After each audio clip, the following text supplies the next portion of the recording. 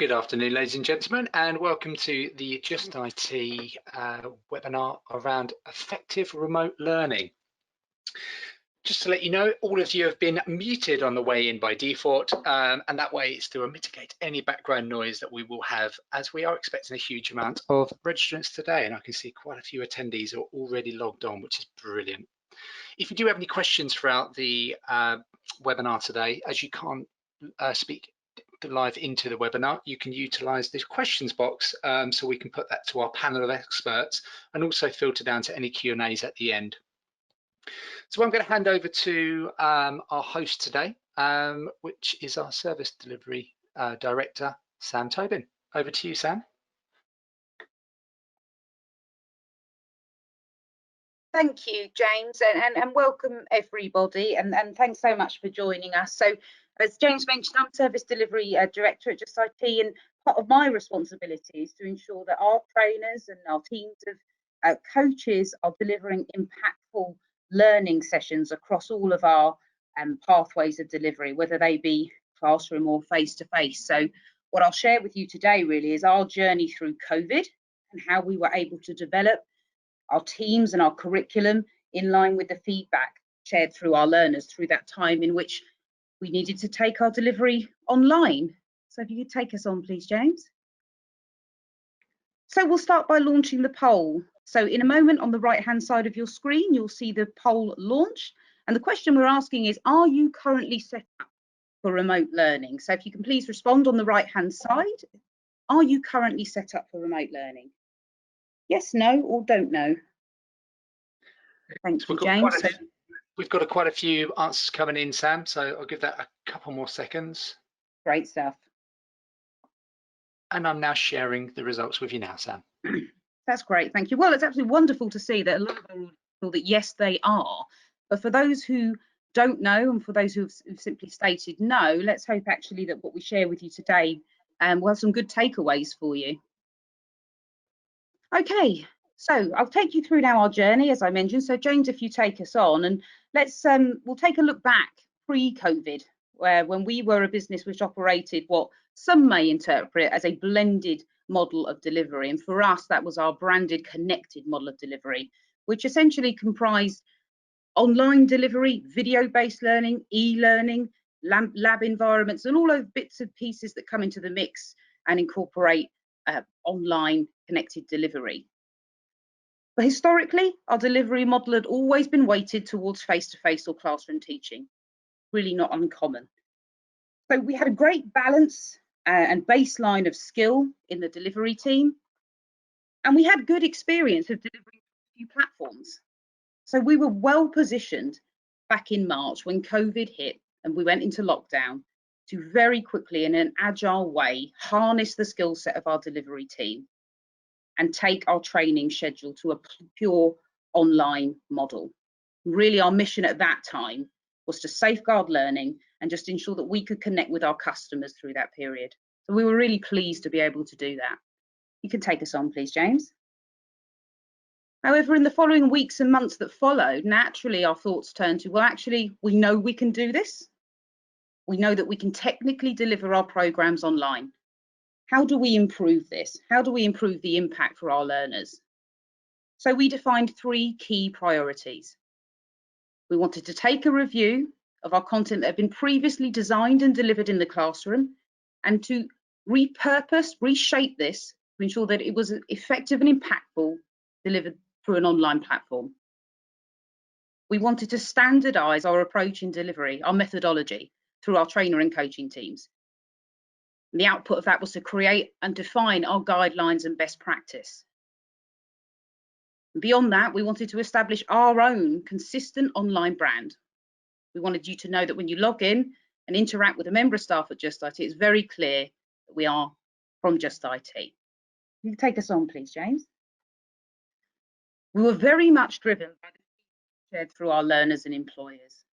And what that showed us was that actually our technical programs were quite well suited and best suited in their current format to online delivery. Now, for me, as someone with a background in online delivery management, that makes a lot of sense. Technical programs follow a show, tell, do format. There's lots of embedded inherent interaction through practical online labs. For us, the absolute opportunity to enhance the learning experience for our learners was in our business services space. So that for us as a business, that means leadership and management, ODM, let's call it, because you can't say it, and project management. So focusing now on project management, I'll use the example of how we've used learner feedback to revise the format and the content of our entire suite of workshop delivery. So pre-COVID, project management comprised of 7 full-day classroom sessions, which when you're in a classroom and you're able to use a whiteboard, put people into different groups for syndicate group exercises, those sessions work very well. But our learner feedback indicated that those full-day sessions online were far too much, very intensive and very hard to maintain your concentration across the period. So the team have worked to take what were 7 full-day sessions into 14 half-day online sessions. They've been really clever about the way that they've taken what we did in the classroom and converted it using the tools available through online platforms. So we launched that new suite of workshops. We've already seen a notable improvement through our quality scores and through the feedback from our teams delivering those programs. Thanks, James. So alongside the development of our curriculum saw us roll out our internal train-the-trainer CPD program. So this was a program that we designed internally in collaboration across our curriculum managers, our quality managers, and myself in representing operations. We built 6 sessions, and these were formed through feedback from our learners, our own in-house experience, industry best practice, looking out to market, and actually through the experience and challenges that have been fed back by the trainer team. We wanted to answer to all of those components and build a program that will provide the best showcase of experience and skill through our delivery team. Really importantly for us was that this program was deeply embedded in our quality practice. So our quality managers who are responsible for delivering OTLAs or observations of teaching and learning are now looking to ensure that those principles that we defined are being delivered through our coaching and training sessions. And what we were able to develop was our presentation principles, our online best practice guidance for client-facing etiquette, which are here now on screen. Don't keep them out because actually later on in the presentation, Julie Clark, one of our curriculum managers, is going to showcase what this looks like in terms of delivery. But in essence, for us, it's important that our sessions are collaborative, they're interactive, and they're impactful. Thank you, James. I'm going to hand over now for another poll, I believe. Yeah, thank you, Sam. Just like the first poll, I'm going to announce this onto your screen. I'm going to launch this. It's going to come up. And do you have any digital change projects coming up in your business? 3 answers: yes, no, and possibly.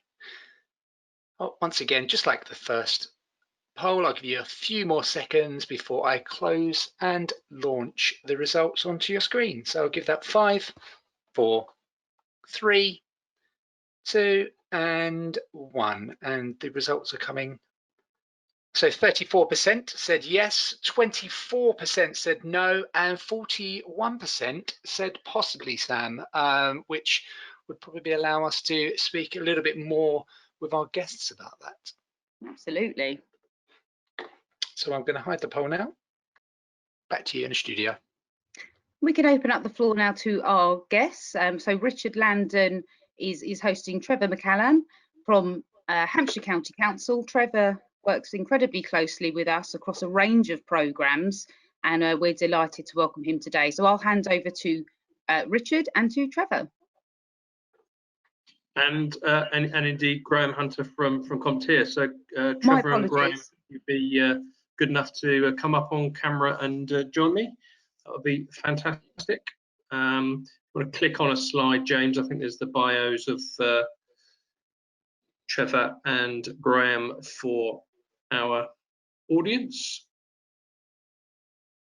So we'll just wait for Graham to join us if he can. I think, Richard, I'm having issues with my camera today, so well, live television, unfortunately, is not working for me at the moment. Well, your picture is on screen, so our audience will be able to see you and your background. Do you just want to very briefly just introduce yourself and your role at CompTIA, Graham, for me, please? Yeah, sure. So, you know, I'm a Vice President for Skills Certification at CompTIA, and what that means is, you know, we're basically trying to drive as much interest in getting more people into the world of IT and tech careers generally, and you know, we're doing that really by using our vendor neutral certifications as a sort of conduit to upskill, reskill, transition people into careers. Yeah, I'm operating now across Europe, Middle East, Africa.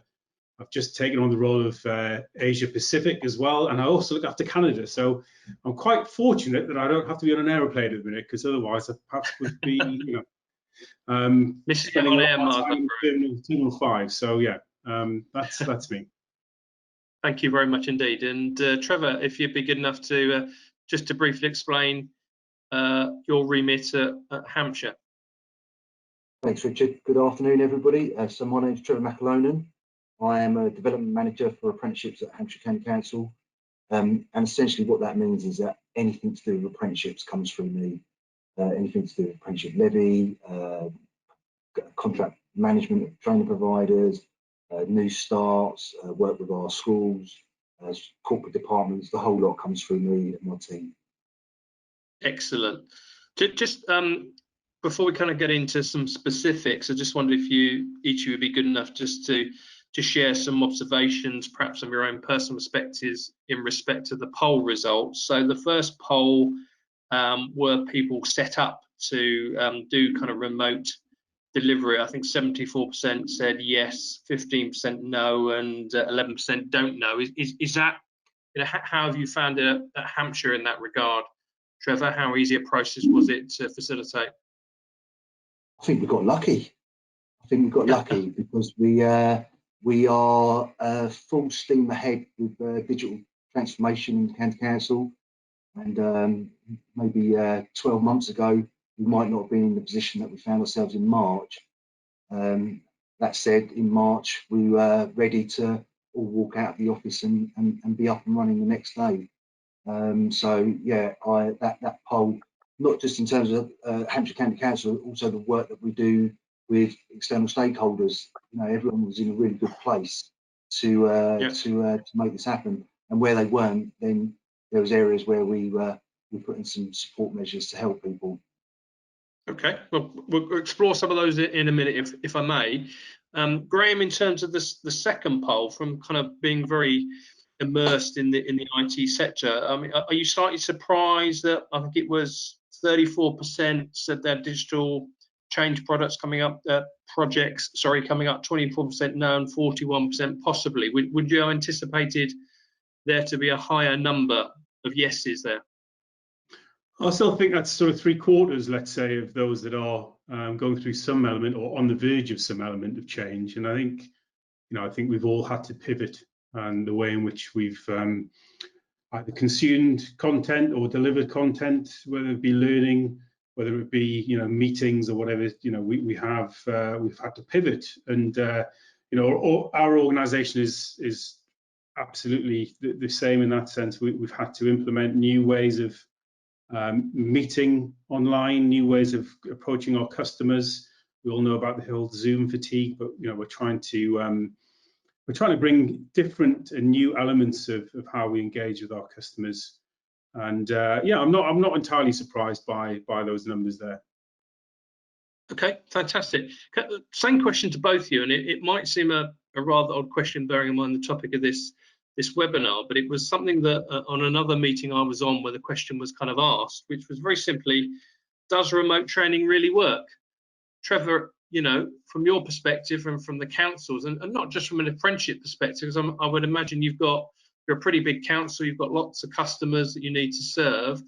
How's it working in Hampshire? My answer to that would be yes. I mean, it's not for everybody, but I think on the whole, everybody has responded to the challenge really well. And I mean, I kind of, maybe it might seem like a bit of a crass way of explaining it, but it's probably something that illustrates the point. Is that we've got quite a large number of staff on apprenticeships, and we've had hardly anybody leave throughout the entirety of the pandemic since in March. It's a very, very small number, no more than what we'd have in the traditional year. So everybody has remained on programme, stayed on programme, and still people are achieving and coming out the other end. So from my perspective, yes, it works. In terms of perhaps your wider community, Trevor, obviously you mentioned schools. Obviously you're viewing them from an apprenticeship viewpoint, but clearly I think you've got 400 plus schools across the county, haven't you? How have you maintained that connectivity in terms of delivering education, shall we say? Let's broaden it into the school network as a county.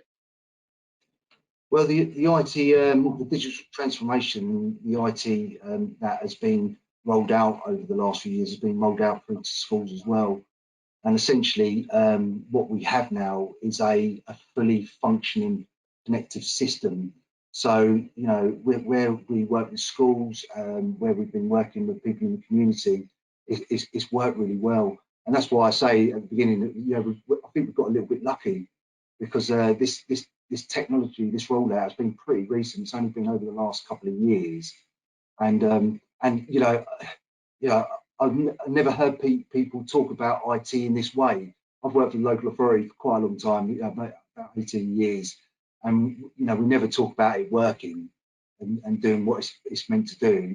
Completely opposite conversation. But now, some of the stuff that we have available to us is absolutely, as an end user, is incredible.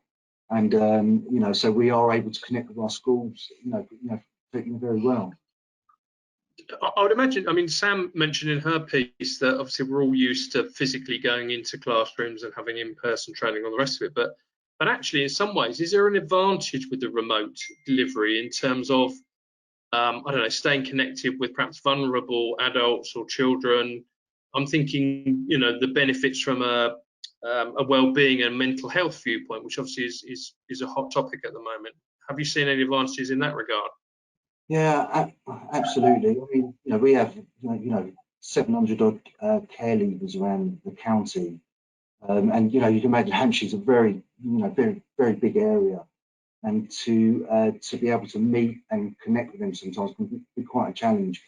And throughout this period, we've put together support packages to reach out to them and run short programs that really start with about about goodness and wellness, and then moving into some of the stuff around the prevent agenda and then employability and skills.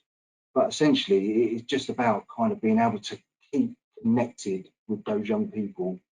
Whereas if we didn't have that, you can imagine kind of, well, I mean, it's not without issues. Like, there's young children, young people out there that are not without issues, and but we've tried to kind of work as best we can to reach as many as possible and keep them engaged. And and that's not just with care leavers. That's like refugees, all sorts of the Nepali community up in the north of the county. There's lots of things that we do that if we didn't have the IT in place. I mean, there's quite a bit of a kind of crazy period back in March where everyone was running around the county dropping off laptops, and where people didn't potentially have some of the equipment that they needed. So even myself was out in the car driving around to all these, dropping, following social distancing measures, dropping off, people's front gardens, laptops and all sorts, just to keep them connected. But it worked well, and I think there was a big call at the beginning for volunteers to be able to support foster carers, just running activities from home, for children to keep them engaged, or so there's so many things that we've been able to do. And just to finish on this one, Rich, I was at a service day the other day, and the county manager was doing his big piece on where we are and what's going on, and his comments, which really resonate, is that the IT saved us. really. And and that I think that's true. We've been able to do so much because of the IT that we have in place. It's that kind of, I guess, ability of staff to be able to access it from home as being critical is kind of what I'm hearing, and obviously continue their learning. So thanks for now, Trevor. That's brilliant. Graham, I know we've got some specific points that you wish to share, but before we kind of go on to your slides, same question to you. I think I'm probably going to guess the answer, but does remote training really work, sir? Am I allowed to be controversial? Because I think the jury's out. It depends what setting you're in. Okay, if I was to look at my daughter's school in March, I would say that remote learning didn't work, and that's purely because of the setup. She didn't have the access to the technology that is required for remote learning, and the teachers, perhaps because it was new for them, they didn't have the capability to deliver that. So I think in certain circumstances, without that setup that is required, it can't work. It's impossible. When it comes to the efficacy of remote learning, perhaps as individuals, the completion rates often speak for themselves. I think industry standards normally say about 5 to 15% completion rates for online learning, remote learning. So in that traditional sense, unless you have got some level of interaction going on between the learner and an institution or a third party, then I think sometimes remote learning might be considered ineffective. And I think that's one of the things that at CompTIA we're trying to, and lots of others out there as well, are trying to recognise that there has been a failing in the past of online learning, and there needs to be a sort of hybrid model, I think, in many respects that kind of addresses that. Yeah, I think there's James, if you could kind of flick to the next slide, and I'll kind of pose some questions to Graham. I think there is a difference, Graham, isn't there, between pure online learning, where there's no support and you're just self-teaching, and remote learning, where clearly there is a facilitated piece of learning and peer-to-peer learning and kind of engagement, which obviously has a higher success rate. Can I talk for a couple of minutes, if I may, specifically in terms of what CompTIA have been doing? And one of the things I think that the industry, not just in apprenticeships, but in training per se, had to address was obviously the ability to sit remote exams. So what did CompTIA do to kind of increase confidence for learners that it was a robust and secure process? Yeah, I think if you can go on to the next slide, please. I think really, if we look back at where we were in sort of in March, we were traditionally a sort of bricks and mortar type arrangement with our exams. We didn't deliver any online exams at all. And so, it came to the end of March, and with the lockdown, our ability to deliver exams evaporated overnight. There was no method for any of our learners to actually achieve their certification exams. So what happened really was, within a matter of about 3 weeks, we span up the Pearson OnView system, and I think that's a fantastic achievement from both Pearson and our internal teams to get that online. And I think if you were familiar with CompTIA exams, if you'd sat exams previously, that system you would be fairly comfortable with. The transition from going into a bricks and mortar site and dealing with a proctor versus the online model, is fairly similar, and that was very intentional. From a first-time exam taker's perspective, we try to provide a plethora of information to help these people prepare for what they're going to see, and we've done that through videos. We've got interviews with candidates that have gone through the process, so they've been sharing their experience. They've been sort of sharing their stories about, if only I'd done that ahead of time. And some people are talking about, making sure that you have food making sure that you have water, all those things that you need prior to being in that exam environment for upwards of 90 minutes to be able to do that effectively. And so, we've provided all that information. It's there online. It's, talking about things about how you prepare the environment that you're going to take the test in. So making sure that, your desk is tidy, because when you log into the system, the proctor is going to be there. The proctor is going to ask you to show the working environment, to make sure that you don't have a dog that's got post-it notes on, kind of wandering around with the answers on post-it notes. True story. And making sure that everything is above board, as you might imagine, in a normal bricks and mortar setting. We're trying to replicate that for an online exam. Superb. If we move on to the next slide for me, please, James. I know you've got this product, Graham, called CertMaster Learn. How does that provide opportunity for people to continue to study in a remote environment? It looks like it's an app, because you've got a picture of the phone there. So talk us through that. Yeah, I mean, it's an online tool, which is, I think, as I said earlier on, e-learning is not new. That kind of ability to learn remotely is not new.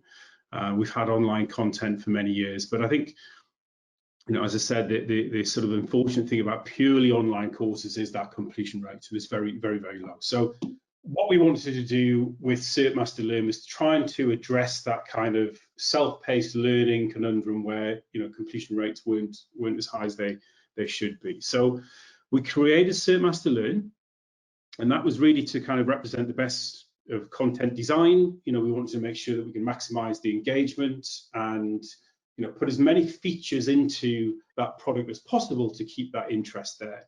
So you'll see things like gamification.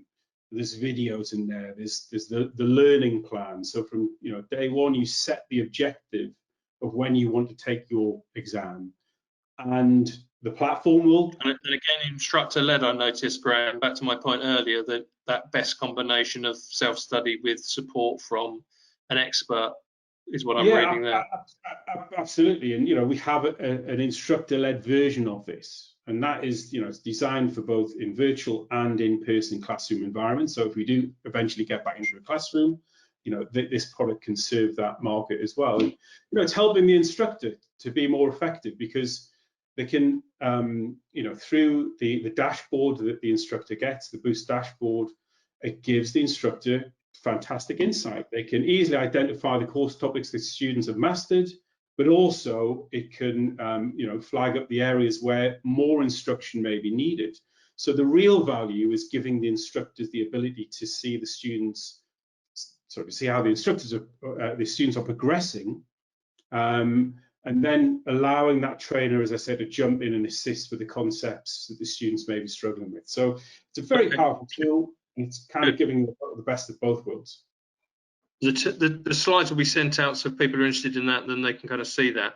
Final one for you, and it's something, again, that I'm kind of very conscious of, and a lot of my clients are saying. If you can move the slide on, James, please, is that thing about, I guess, return on investment, and I'll come to you afterwards, Trevor, if I may, because I think it's a relevant question for you as well. At the moment, there is clearly the need to upskill existing members of staff. I'm guessing in certain situations when you see, excuse me, the numbers in the press, 600,000-700,000 people lost their jobs, there's a need to reskill, whether they be new people or reskill existing members of staff into different roles. So what sort of career pathways, career planning can people do? Sorry, my voice is going. Some career planning people can do, Graham, in the IT sector. Well, I think Richard, it's important that we start with the end in mind, and what is the objective that individuals have. If they are upskilling into different roles, that building on the skills that they have, you know, we want them to be able to see what those kind of common job roles are that they are heading towards. And you know, I think that's where, from CompTIA's point of view, we've always created the certifications based on common job roles. So, you know, when we look at IT, that's the way that we approach it. So, you know, any certification from CompTIA has gone through a rigorous process to make sure that it has wide appeal, regardless of which company or sector or even geographic location you're based in. You know, when you're taking a CompTIA exam, you're being measured on how well you can perform against that job role. So, you know, that's important for the learner to understand what is the end objective in that. And employers really should take, you know, huge comfort in the fact that anybody that achieves one of our certifications has benchmarked their skills against a globally accepted job role. You know, by choosing to plan out a path to the desired job that you know, an individual might have an aspiration towards, you know, they have confidence in the outcome that they're going to gain the sort of the skills that are desired by employers, because the certification exams themselves have been created by employers. You know, we get people to sit in a room in Chicago for a week, we feed them and we lock them in a room, and they come up with what that job role entails. And then we sort send of that out. Lockdown there, Graham. Say again? A different sort of lockdown. If you're locking them in a room. But we then I'm send. conscious of time, so a couple of more minutes, sure. and I just want to go back to Trevor. Of course. So, you know, I guess in conclusion to that, you know, and to answer your question, the ROI really is very quick. You know, we're not asking someone to spend 3 years at university. You know, if you take the example of the apprenticeships, you know, you're gaining the skills, you're learning on the job, and you're proving your worth in a very short space of time. So, you know, we encourage people to review the career path planning tool on our website. You know, it might come up with some of the numbers that are quoted in dollars. You know, we're working on a UK version of that, but the general ethos is the same regardless of the geographic location. You know, we're looking at where the job growth is. We're looking at the number of jobs that are posted. We're looking at that median salary. So we're trying to give people that insight into where the careers are and where they're heading. Fantastic. So Trevor, just coming back to you in terms of this return on investment piece, because, you know, we're all very conscious that finances for public sector and councils is kind of stretched. But in addition to that connectivity piece that you spoke about earlier and staying engaged, I guess new learning is also stimulating, isn't it? So how are you kind of measuring that return on investment for the council in terms of remote learning? Well, you know, one of the things that the remote learning has enabled us to do is to approach these programs in a much more flexible manner, which is very attractive to our departments, to our schools. So we are able to put people on programs that are a little bit more flexible. They have better outcomes and they improve retention rates, and that's that kind of whole return on investment. You know, people are, you know, we don't necessarily always offer the most competitive salaries, but there's a whole load of other unique selling points for the county council that we are trying to encourage departments and teams to sell about themselves. So, you know, when we start out, when we speak with departments or whoever it is that comes forward, whether it's an individual member of staff or whether it's a service manager, we try not to get them to look at things in singular, as in, you know, what they're looking for right now, but what's the long-term vision, you know, and how apprenticeship programs.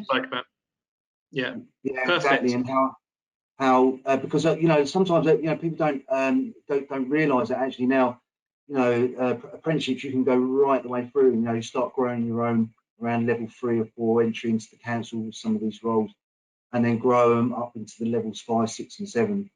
And what that does is that you know they tend to stay with us at the end. We're very good at keeping, and that saves us a lot of money, because as I've said to you before, we spend a lot of money on contractors and things like that. You know, that are here today, gone tomorrow.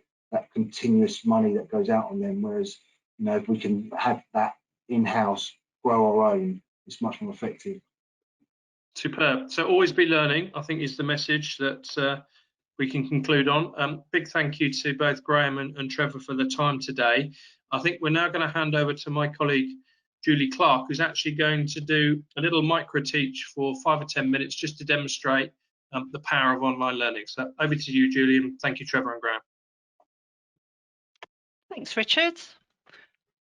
Hi, everyone. I'm just going to wait for James to pass the presenters mode to me, please. Okay, so this is just a very short extract from one of our Level 5 management webinars on coaching and mentoring. Now, there's a chance for you to take part by using your smartphone or any other kind of smart device you've got, or even you can open a second browser window. And I use a web-based platform called Polev. So you can see the instructions here on the screen.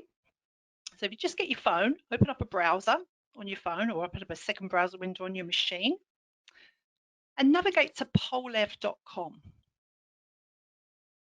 Once you reach that platform, you'll be prompted to join a presentation. So you can join the presentation username Julie Clark 745. That'll just take you to a hold screen and it'll ask you to hang tight until I launch a question or a poll actually in the PowerPoint presentation, and you'll be able to take an active and real-time part in the presentation.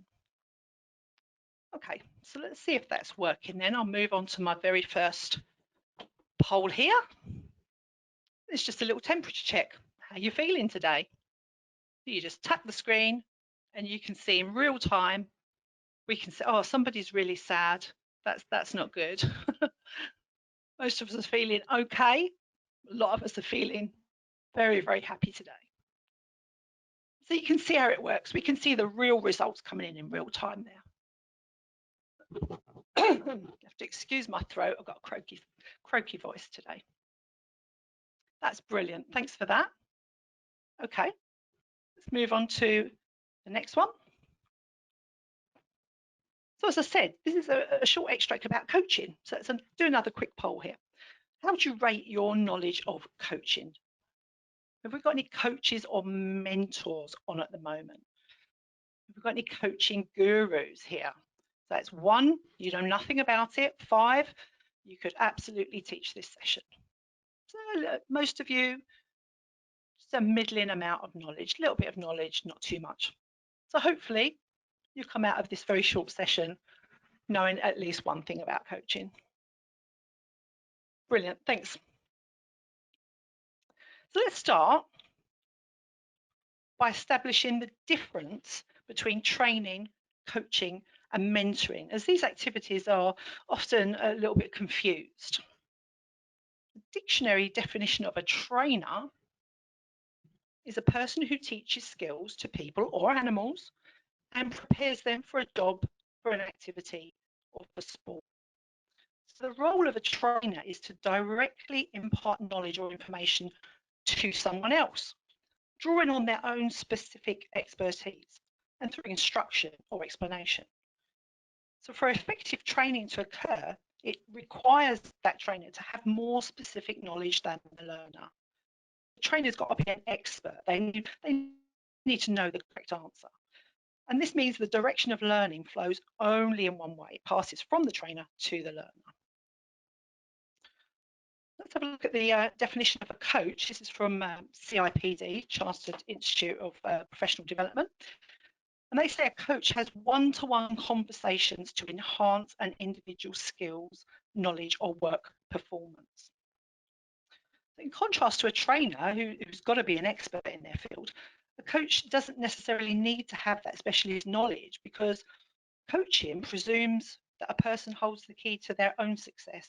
They don't need others to tell them or show them what to do. They just need a bit of guidance in digging deep in themselves to find the answers. And the coach is going to utilise much more of a questioning mode of operation as opposed to the telling style adopted by trainers. It's all about unlocking the potential in others. There's a difference, isn't there, between training somebody and helping somebody to learn. So as a line manager, you might help your team member identify for themselves that they need some training, but you won't necessarily be the one delivering that training. So where does mentoring come into this picture? A dictionary definition of a mentor, a person who gives a younger or less experienced person help and advice over a period of time. So mentoring is all about guiding, it's about advising, it's about helping someone to master a particular field or progress in a particular field that the mentor has already mastered. So a little bit differently to a coach, it's usual for mentors to have that specific experience and expertise themselves. Also, unlike coaching, which is usually about solving immediate problems or issues, mentoring focuses much more on long-term success. It's looking at the bigger picture. Coaching is about improving performance in the here and now. Mentoring is concerned with building capacity and looking to the future. Let's have a look at some example questions that each role might use. So a trainer might say, this is what you do, watch me, this is the right way to do it. They'd use their own subjective feedback like, I think your performance was good, you've met the required standard. The coach would say, how do you see yourself achieving that objective? They're moving from the directive to the non-directive, and they're encouraging reflection and ownership by saying things like, what's worked well for you before? And how do you think you did? How do you think you did? Typical questions a mentor might ask would be, you might want to think about this, you might want to consider this, or why don't you speak to this person or that person for advice? In my experience, much more based around the mentor passing on wisdom through their own experience of situations and events. So this next diagram shows the pathway from training to coaching. It's called the coaching spectrum. This image courtesy from a book, a really great book actually on coaching by Miles Downey called The Coaching Spectrum, called Effective Modern Coaching, the book's called, pardon me.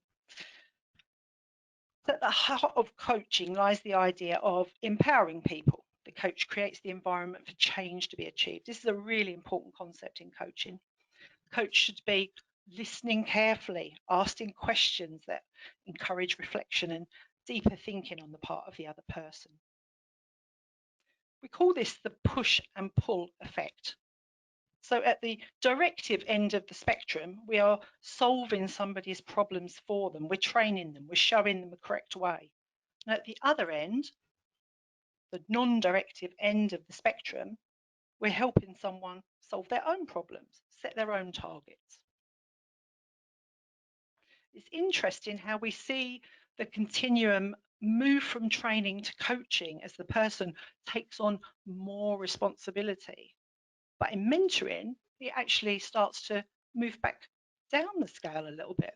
The focus is more on being a little bit more directive again, not altogether at the push end of the spectrum, but definitely giving advice, making suggestions somewhere around here in the middle. So back to you guys. If we're talking about being non-directive as a coach, what are the key skills of an effective coach? So if you're on your phones, you've got your instructions at the top here. Go to pollev.com, join the presentation Julie Clark 745, and this time you can type in your responses.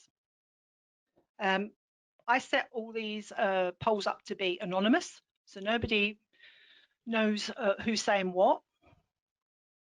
So feel free.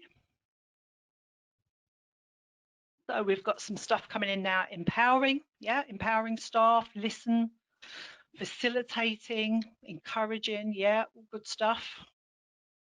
Listening skills, ability to ask open questions. Somebody knows a little bit about coaching there. Excellent. Inclusive, motivating. Now, some trainers, when they're using this type of polls, you can set these polls up to actually be a top vote as well.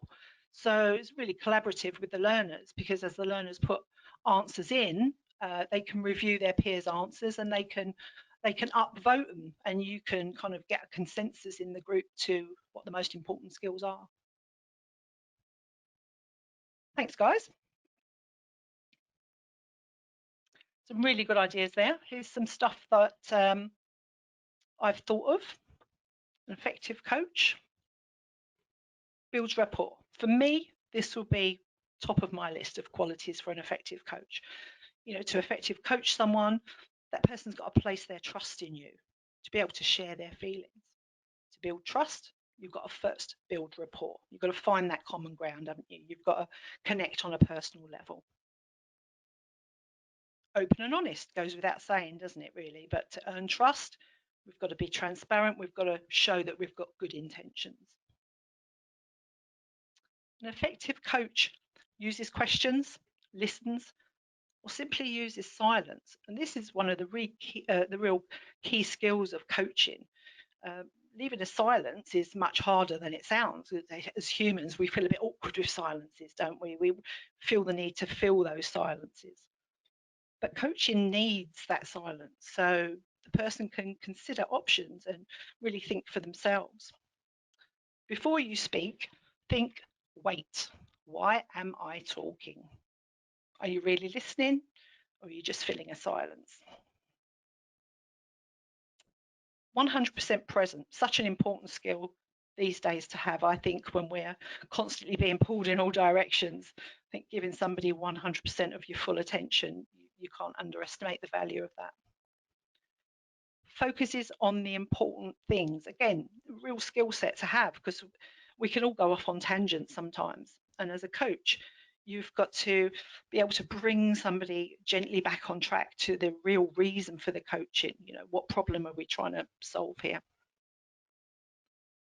Effective coach supports someone to achieve more than they think they can.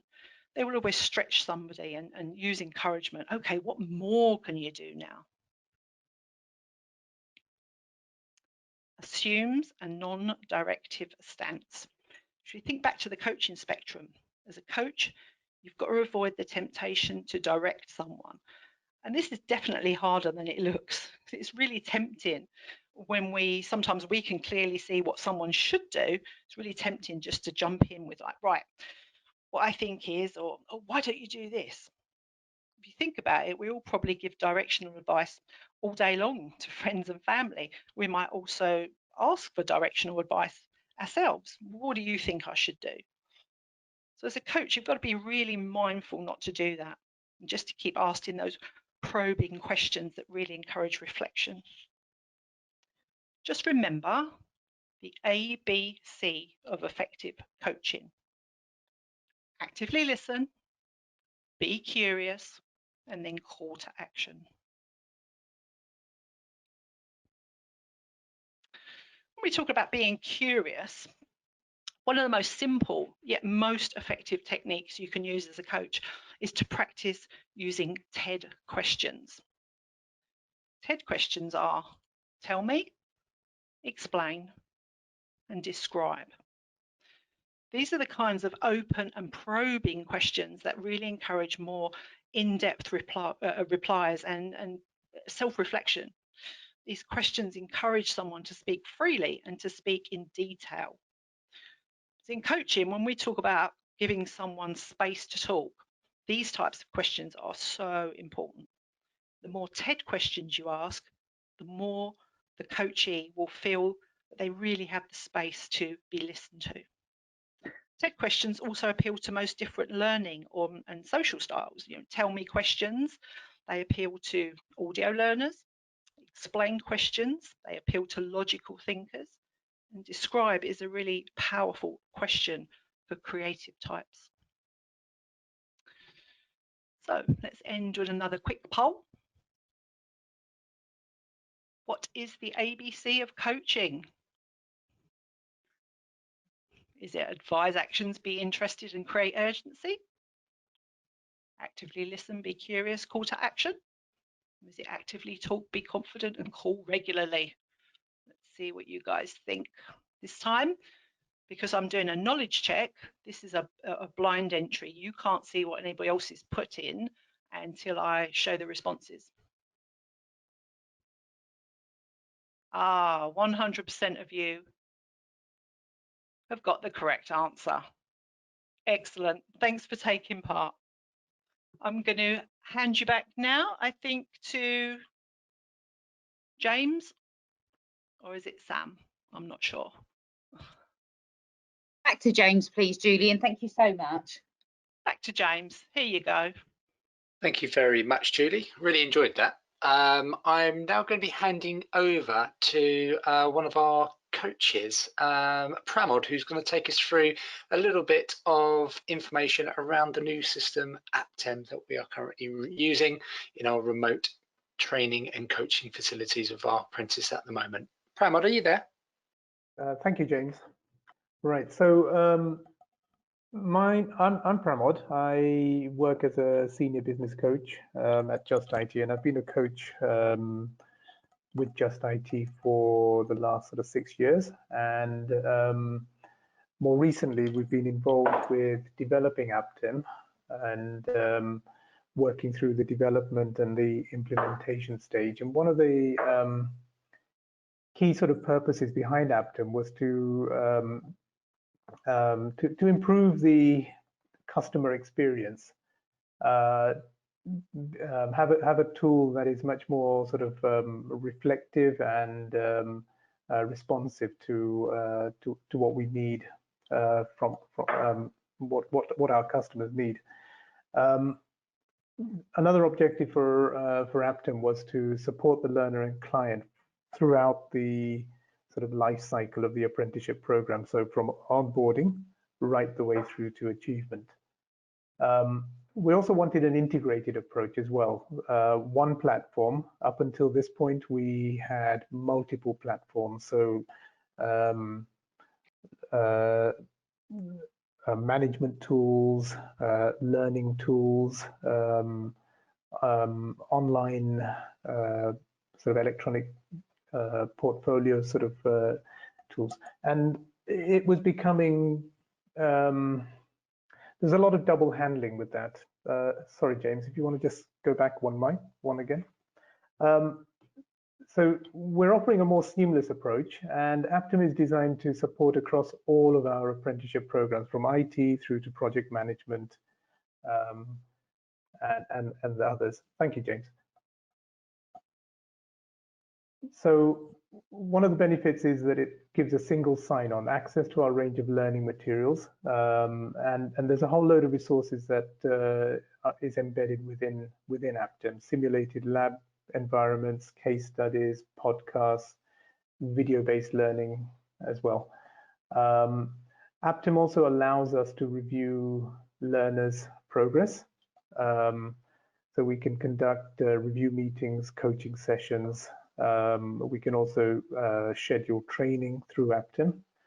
And another really important benefit is that learners can self-manage their off-the-job time. So self-learning,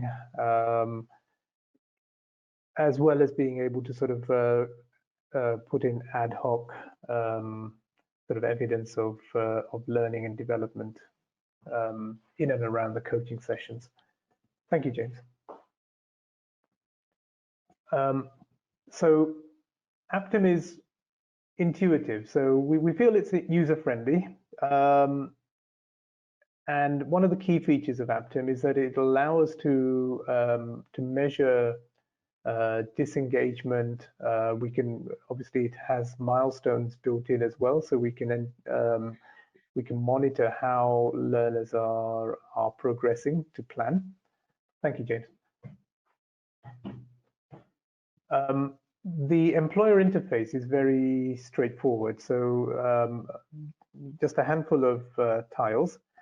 The first one being organizational profile. Another benefit of Aptum is also you can download an app as well, so you can have it on your own device. Thank you, James. So within organizational profile, you'll be able to see your details, and it'll also allow you to sort of edit the organization's information. Thank you, James. You'll see a whole range of information from contacts within the organization, addresses that have been registered, documents that are shared with yourselves, events that are scheduled, as well as placements and workshops that are in the pipeline for your learners. Then there's a specific sort of tile for placements and workshops. So for each candidate within the organization, you'll be able to monitor when their training events are scheduled. Aptum also allows you to, so it's a single login for all the candidates. So if there's more than one apprentice within the organization, the candidates tab, thank you, James, will allow you to monitor all the candidates sort of within that login. And then for compliance purposes, things like you've got the signatures tab, which allows you to identify which documents need signing, and they're very clearly laid out with a message that tells you what needs your signature. Thank you, James.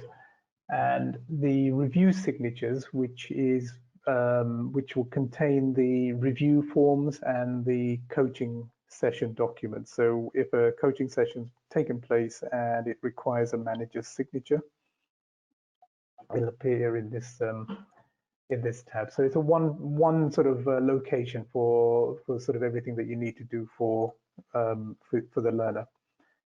Thank you, James. And finally is the collaboration center. So this allows for notifications to be sent and received, and any messages. So again, it's a very handy sort of feature where you can sort of you can send a message to either the learner or the business coach directly through Aptum.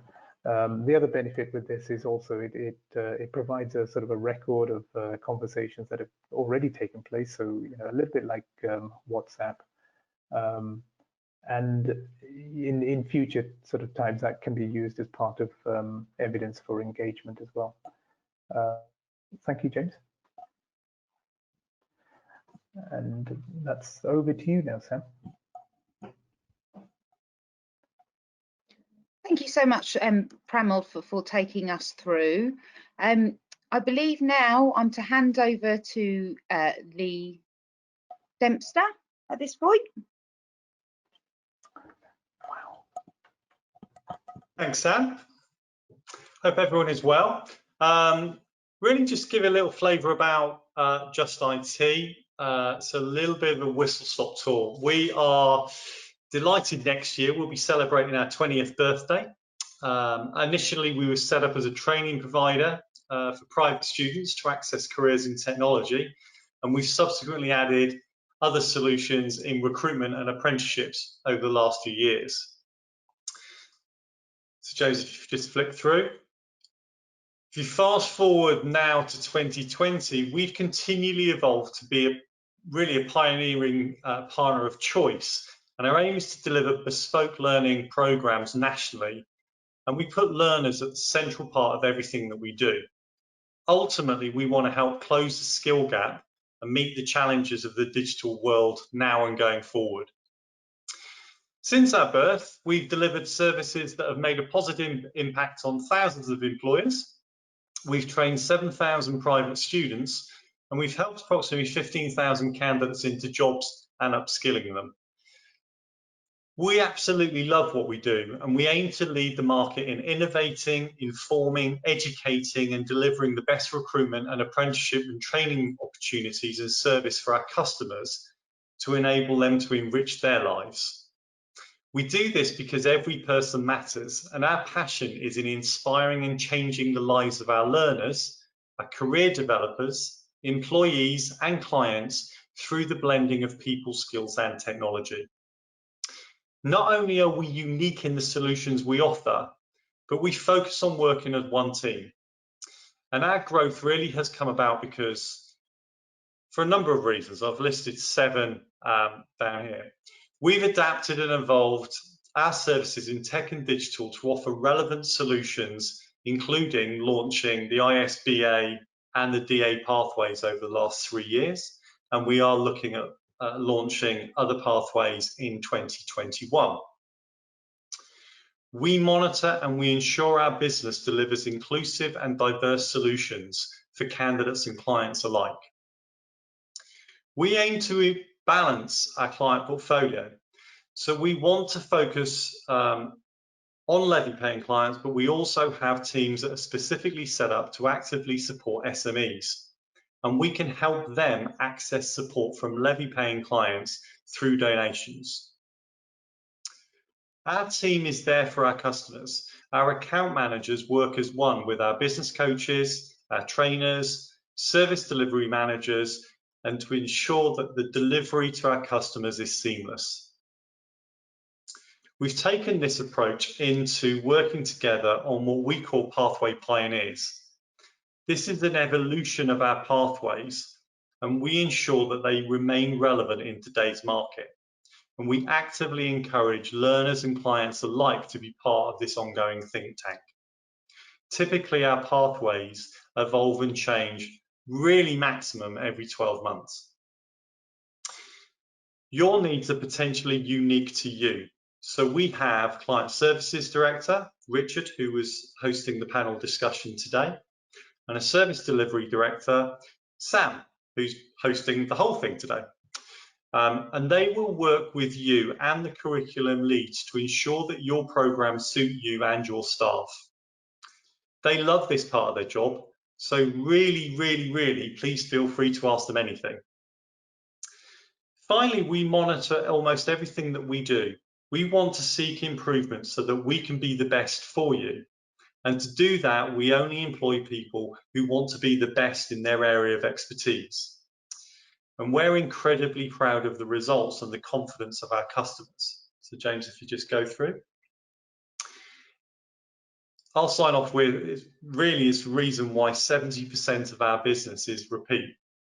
This is just a few of the examples of the organisations that we've been proud to support over the last 7 years as we've been doing apprenticeships. James. Thank you very much, Lee. It's fantastic to see how much of a journey we've come along and how we've supported many of our clients moving forward. This is the part where obviously we would have filtered down any questions, but beautifully in the background, questions that you've put into the questions and chat box we've filtered into Richard, and he's already asked our panel. So if there are any questions that we hadn't answered or you do want to fire any more, please make sure that you email them to us at hello@justit.co.uk and we'll endeavour to come back to you as soon as we possibly can. We do have a webinar coming up in December, so we tend to have one of these once a month. So the next one is on Thursday, the 10th of December at 12:30 p.m. and it's all about the future-proofing IT in times of change, which is a hot topic at the moment, especially talking and hearing from our panel where a lot of the companies are future-proofing their IT or going through digital transformation during these times of change. So please look out for the webinar links that will be coming to each one and also via our social media platforms. But I would just like to say a huge thank you to all of you attendees for your participation, especially with some of the poll of great stuff that Judy was doing. I'd like to thank all of the Just IT staff and the panelists for helping us out today. I think it's been an incredibly engaging session. And I think a lot of people have taken a lot of things out of this in order to make sure that we are all effective in our remote learning. I'd like to thank every single one of you, and each one of you will get a copy of the webinar because we've been recording today's webinar. So I wish you all a fantastic day, a lovely week, and we'll see you on the next webinar.